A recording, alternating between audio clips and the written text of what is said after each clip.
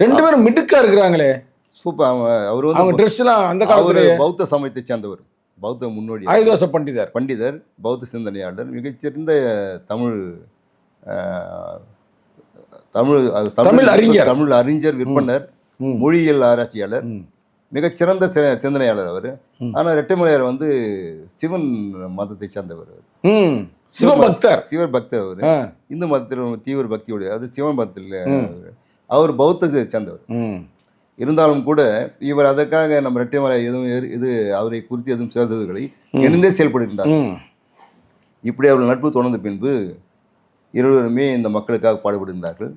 1890 2 பேருமே சேர்ந்து, இரட்டைமலையாரும் பண்டிதர் அவர்களும் சேர்ந்து 1890 புரட்சியாளர் பிறப்பதற்கு முன்பு என்னங்க சொல்றீங்க?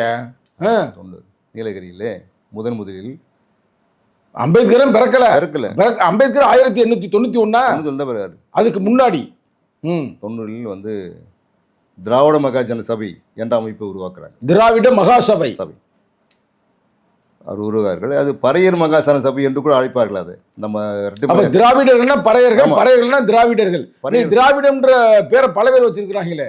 திராவிடன் என்ற சொல்லாக்க அந்த சொல்லை தமிழகத்துக்கு அல்ல உலகத்தையே தந்தவர் அயோதாஸ் பண்டிதர். அயோதாச பண்டிதர் நம்ம ஐயா.